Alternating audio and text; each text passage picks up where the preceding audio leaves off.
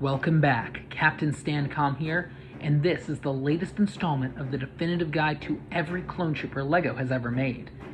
And this is a subset of my Know Your Clone series here on YouTube, and if you want to see that complete series, I'll provide a link in the description below.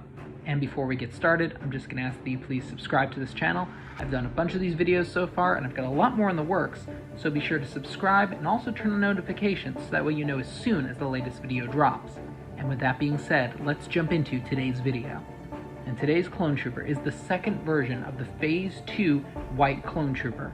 And this clone trooper appeared in 2010 and only in one set, the 8091 Republic Swamp Speeder. And it is a little unclear what this clone trooper is specifically supposed to be based off of. Now, there are a few white clone troopers that do appear in Episode 3.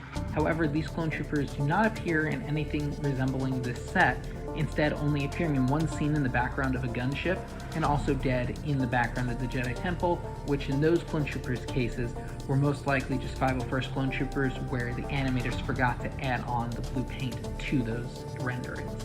So the picture on the box clearly shows the Battle of Felucia.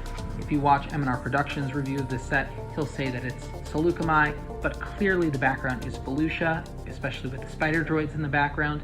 And furthermore, the infantry support platform seen in the set, also known as a Swamp Speeder, does appear in Episode 3 at Felucia. However, the clone troopers that were driving this were 327 Star Corps, and not just plain white clone troopers. So this clone trooper is certainly out of place in this set and is just another example of LEGO's inaccuracy in many of their sets. And regardless of whether or not he actually appears in Episode 3, the plain white clone trooper that this minifigure represents does appear in other Star Wars media, such as in comics, as well as in video games like Battlefront 2.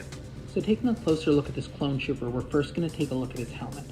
Now this helmet does have a unique print, however, this helmet mold was used in 10 clone troopers including this one, mainly being used from 2005 until 2008. And likely this mold was used to get the last use out of the machine before LEGO stopped using this machine to make the helmet molds. Next, removing the helmet, we see that his head is black, which was used in 13 different clone troopers, being standard from 2002 until 2008, and then being brought back in this set in 2010, and then being used once more in 2011. Moving down to his torso, this is a unique printed torso. However, there are two similar versions of this torso, and I'm planning to come out with a video soon describing the differences between these three torsos to make it easier to identify the correct one. And attached to his torso are white arms, which are very common among clone troopers. And just like every clone trooper that LEGO has ever made up until this point, both of his arms are not printed. And his hands are black, which again is common among clone troopers, with all but 10 clone troopers having black hands. And finally his legs, with the black waistband and unprinted white legs, appear in 27 different clone troopers, including this one. And this clone trooper does not have any accessories, and his weapon is a DC-15S blaster. And as of summer 2022, the average price for this clone trooper is between $12 and $17, depending on whether you purchase him new or used.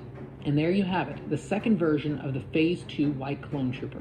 Definitely a clone trooper that is out of place, both from an accuracy perspective as far as films, as well as in the actual mold for his helmet.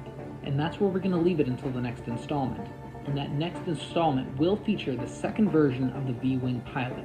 So if you want to see that video, be sure to not only subscribe, but also turn on notifications, so that way you know as soon as that video drops. As always, I really hope you enjoyed the video, and I appreciate you watching through. And if you enjoyed, I'd really appreciate a like. And until next time, this is Captain Stancom, signing out.